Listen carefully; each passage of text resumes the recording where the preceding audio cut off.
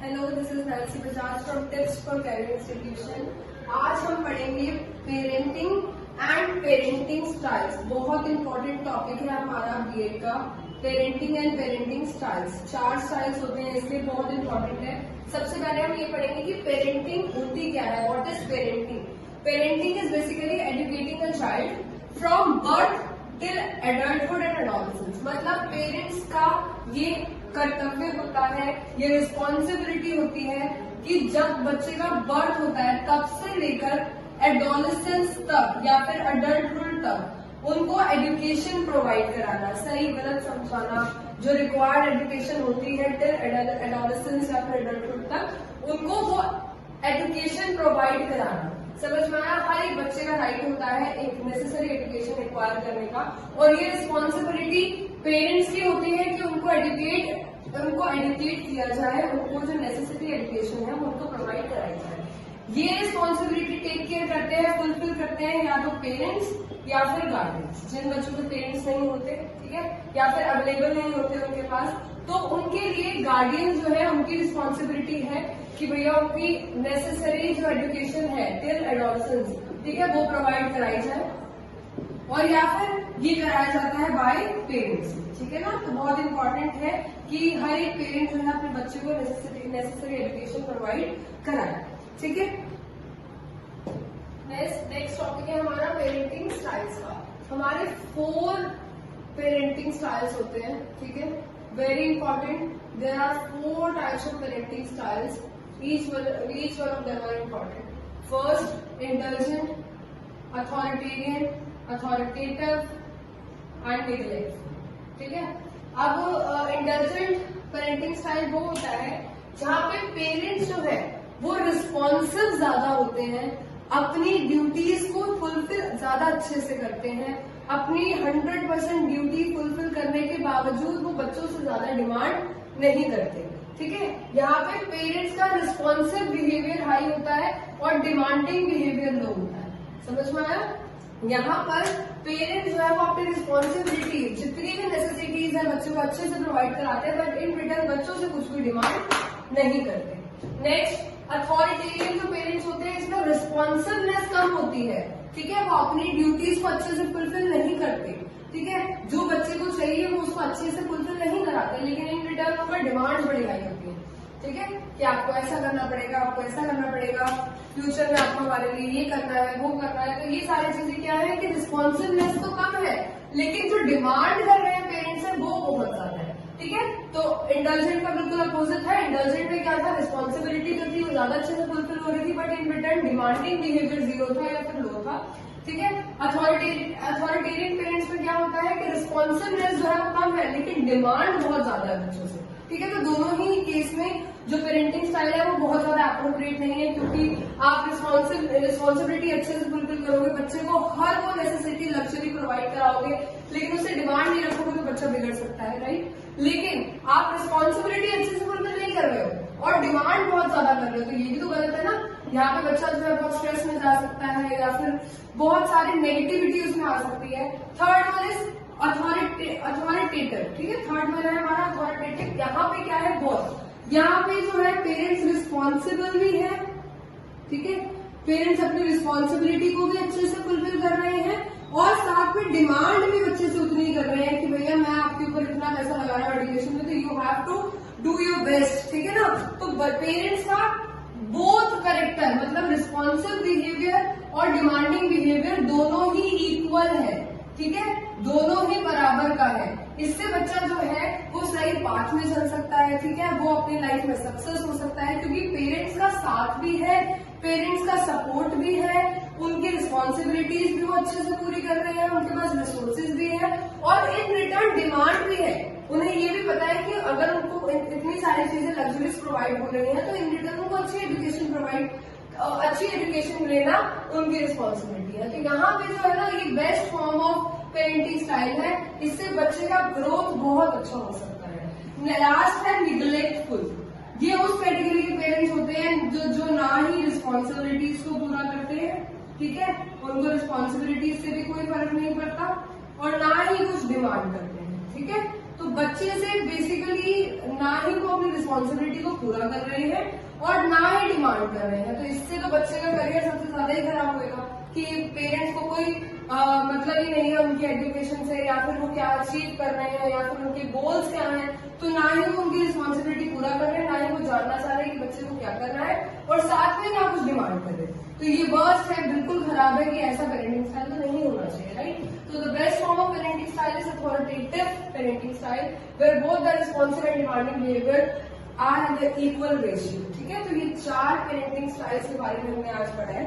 सबसे पहले indulgent parents, ठीक है, जहां पर रिस्पॉन्सिबिलिटी बहुत अच्छे से पूरी हो रही है पर डिमांडिंग पेरेंट जो है वो नहीं है, ठीक है। नेक्स्ट वन हमने क्या पढ़ा, अथॉरिटेरियन पेरेंट्स, जहां पर रिस्पॉन्सिबिलिटी जो है वो पूरी नहीं हो रही है पर पेरेंट्स डिमांड पूरा कर रहे हैं, ठीक है। Authoritative parents where both the responsibility and demanding behavior works in the equal ratio. Last one is neglectful parents, जहाँ पे ना ही responsibility है और ना ही demanding behavior है, ठीक है। तो these are the 4 parenting styles, ठीक है, through which the parents fulfill their child's demand. तो हमने अभी क्या पढ़ा है, पेरेंटिंग होती क्या है, व्हाट इज पेरेंटिंग, ठीक है। उसके साथ साथ पेरेंटिंग स्टाइल्स क्या क्या होते हैं, ठीक है। वो टॉपिक्स आर इम्पोर्टेंट, क्वेश्चन आ सकता है पेपर में, इसलिए अच्छे तरीके से इसको कंप्लीट करना टॉपिक को। ये 4 पेरेंटिंग स्टाइल्स का डिफरेंशिएशन आपको क्लियर होना चाहिए कि ये कैसे एक दूसरे से डिफरेंट है और कौन सा बेस्ट है कौन सा बेस्ट है, you should know about that, ठीक है। नेक्स्ट टॉपिक है हमारा मैच्योरेशन, ठीक है। ये हमारा टॉपिक है growth and maturation. First of all we need to learn that what is maturation, maturation होती क्या है और मैच्योरेशन का हमारे कॉग्निटिव डेवलपमेंट में क्या रोल है, ठीक है। हमारा जो कॉग्निटिव डेवलपमेंट होता है तो उसमें मैच्योरेशन जो है वो इतनी इंपॉर्टेंट क्यों होती है, ठीक है। What is the role of maturation and how it is important in the cognitive development. सबसे पहले मैच्योरेशन जो है वो लर्निंग के साथ कैसे कनेक्टेड है, how learning is connected or depend on maturation. So there is a link between learning and maturation. There is a deep link between learning and maturation. They both are interrelated or interdependent to each other. ठीक है। सबसे पहले learning is based on maturation. आप जो learn करते हो वो maturation के ऊपर ही बेस्ड होता है। कैसे, फॉर एग्जाम्पल अगर एक छोटा सा बच्चा, ठीक है, छोटा सा बच्चा है, उसको आप मैथ्स के मैट्रिसेस पढ़ाने लग जाओगे तो वो नहीं समझ सकता, ठीक है ना। क्यों? क्योंकि उसका माइंड इतना मैच्योर ही नहीं है कि वो ये इस तरीके के कंसेप्ट को समझ सके। तो if the mind of a learner, अगर कोई लर्नर है उसका माइंड जो है इतना मैच्योर है कि वो दैट पर्टिकुलर टॉपिक को समझ जाए, तभी वो बच्चा जो है उस टॉपिक को समझ सकता है। अगर एक बच्चे का माइंड इतना मैच्योर हो चुका है कि वो कोई भी पर्टिकुलर सब्जेक्ट का ये टॉपिक समझ सके, तभी उसको वो टॉपिक समझ में आ सकता है।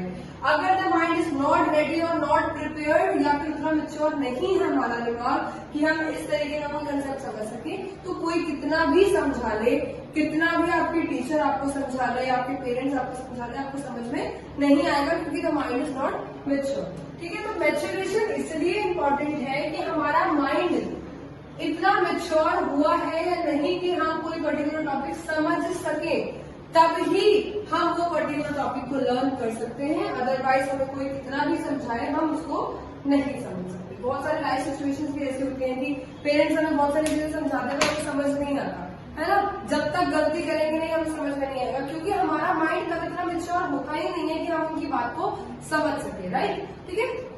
तो maturation is very important to learn any task. कोई भी काम को समझने के लिए या फिर लर्न करने के लिए माइंड का मैच्योर होना बहुत ज्यादा जरूरी होता है, तभी जो है हम पर्टिकुलर टास्क को समझ सकते हैं या फिर लर्न कर सकते हैं, ठीक है।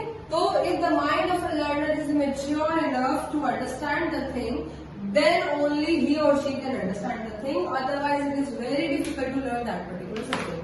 कोई भी सब्जेक्ट हो, कोई भी छोटा बच्चा हो, 4th क्लास के बच्चे से आप 10th क्लास के मैथ्स के बारे में बात करोगे, आप उसको आधा घंटा, 1 घंटा, 2 घंटा कितना भी समझा लो, वो नहीं समझ सकता, क्योंकि उसका माइंड उतना मेच्योर ही नहीं है। इसीलिए क्लासरूम में सिलेबस अच्छे तरीके से मेंटेन होता है कि इतनी क्लास का बच्चा जो है वो इतने सब्जेक्ट्स को, इतने टॉपिक्स को पढ़ सकता है, इतना उनका माइंड मेच्योर है कि वो एडिशन, सब्ट्रैक्शन वगैरह कर सकता है, क्योंकि the child is matured enough till that. ठीक है, उससे ज्यादा का आप उसको पढ़ाओगे तो आप कितना भी पढ़ा लो वो नहीं पढ़ सकता, बिकॉज ऑफ द मैच्योरेशन। ठीक है, the only topic behind that, the only reason behind that is the mind maturation, कि बच्चे का माइंड अभी उतना मेच्योर ही नहीं है कि आप उसे इतना सारा सिलेबस दे दो या फिर इतने बड़े बड़े टॉपिक्स करा दो।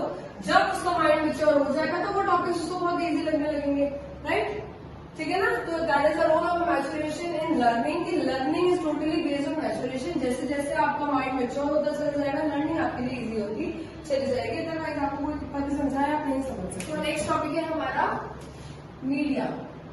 अब media, social networking, mass communication, these are the most interrelated topics in current life. आजकल जैसे हमारा इंटरनेट का सोर्स बढ़ रहा है, ठीक है, हर चीज ऑनलाइन होती है। अब तो क्लासेस, आफ्टर कोविड तो हमारी क्लासेस भी ऑनलाइन होने लगी। बहुत सारे बेनिफिट्स हैं इसके, बहुत सारे डीमेरिट्स हैं इसके। ठीक है, बच्चों के ऊपर इसका क्या असर पड़ता है, बच्चों के लिए क्या बेनिफिशियल है और क्या डीमेरिट्स है मीडिया के, अब हम वो डिस्कस करेंगे। सबसे पहली बात तो mass communication is very important in today's life. हम हर एक चीज थ्रू इंटरनेट कर सकते हैं, हम शॉपिंग इंटरनेट कर रहे हैं, हम एजुकेशन इंटरनेट के थ्रू ले रहे हैं, कोई भी बेसिक चीजें भी हमें मंगानी हो हम इंटरनेट के थ्रू मंगा लेते हैं। सारी चीजें अब ऑनलाइन होने लगी हैं। होता कैसे है बेसिकली बच्चों के ऊपर, अभी हम जैसे बीएड के लिए पढ़ रहे हैं तो हमारा मेन टॉपिक क्या होना चाहिए कि ये बच्चों के ऊपर, इसका एजुकेशन के ऊपर, बच्चों की ग्रोथ के ऊपर क्या असर आ रहा है। ठीक है, कैसे कैसे इसका डीमेरिट या फिर मेरिट हो रहा है in the growth and development of child mind. ठीक है, सबसे पहले बच्चा जो है इसे लर्निंग सीखना है। जैसे हमें online vast number of knowledge मिल सकती है, बच्चे जो है कोई भी टॉपिक गूगल पे डालें और उसकी वास्ट इन्फॉर्मेशन एक्वायर कर सकते हैं, जो टेक्स्ट बुक के थ्रू, सिर्फ टेक्स्ट बुक के थ्रू नहीं मिल सकती। ठीक है, जो बच्चे बहुत ज्यादा क्रिएटिव होते हैं, बहुत ज्यादा हर चीज को एक्सप्लोर करना चाहते हैं, उनके लिए मीडिया जो है वो बहुत ही अच्छा और बेनिफिशियल है कि बच्चा एक्सेस में लर्निंग जो है कर सकता है। Very important and very necessary for the children who have the creative minds and exploring behaviour, जो बच्चे ज्यादा से ज्यादा इंफॉर्मेशन या फिर लर्निंग एक्वायर कर सकते हैं। दूसरा हमने क्या पढ़ा, जैसे बहुत सारी मूवीज आ गई हैं, बहुत सारे वेब सीरीज हैं, उसमें बच्चा जो है वो वायलेंस देखता है, उसकी वजह से बच्चे का बिहेवियर जो होता है वो बहुत ही ज्यादा एग्रेसिव हो गया है। ठीक है, एग्रेशन किसकी वजह से हुआ है कि बच्चा जो है वो इन्वायरमेंट को देखता है जो उसको उस एज में नहीं देखना चाहिए, वो कंटेंट देखता है जो उसको उस एज में नहीं देखना चाहिए, जिसकी वजह से उसका बिहेवियर जो है एक्सेस एग्रेसिव हो गया है। और यही जो है बेसिकली हमारे माइंड में, हमारी कॉग्निटिव डेवलपमेंट में बहुत ज्यादा इफेक्ट करते हैं। थर्ड क्या है, सेक्सुअलिटी, जो कंटेंट बच्चे को अगेन एक पर्टिकुलर एज में नहीं देखना चाहिए, वो बहुत ही इजीली वेब सीरीज में, गूगल पे, अपना इंस्टाग्राम पे जो जितनी भी रील्स आती हैं उन सारी चीजों में देख लेते हैं और उसकी वजह से उनका जो सेक्सुअलिटी नॉलेज है वो बहुत ज्यादा बढ़ जाती है, जो एक पर्टिकुलर एज से उनको नहीं मिलनी चाहिए। ठीक है, एल्कोहल एंड स्मोकिंग एक्सेस में यूज होता है। ठीक है, बहुत ज्यादा कंटेंट ऐसे दिखते हैं, मूवीज में देख लो, वेब सीरीज में देख लो, रील्स में देख लो, कहीं भी देख लो, जहाँ पे बच्चे बहुत ज्यादा एडिक्टिव रहते हैं वहां पे वो ऐसा कंटेंट देखते हैं और जिसकी वजह से वो बहुत ही ज्यादा इन चीजों को लेकर वो हो जाते हैं, माइंड को पॉजिटिव कर देते हैं। वीडियो गेम्स तो छोटे बच्चे भी बहुत ज्यादा खेलते हैं, जिसमें उनका जैसे फॉर एग्जाम्पल पबजी खेलने लगे थे और फ्री फायर जो गेम है उसकी वजह से बच्चों का एग्रेसिव बिहेवियर बहुत ज्यादा बढ़ गया है। ठीक है, जो कि पर्टिकुलर एज तक नहीं होना चाहिए। तो जो एग्रेशन है थ्रू वीडियो गेम्स, ये भी बच्चों के ऊपर बहुत नेगेटिव इम्पैक्ट डालती है। जो बिहेवियर बच्चे को एक्वायर नहीं करना चाहिए और फैमिली जिन चीजों से उनको बचा सकती है, ये मीडिया की वजह से वो बिहेवियर उनका एक्वायर होना, जनरेट होना स्टार्ट हो गया है।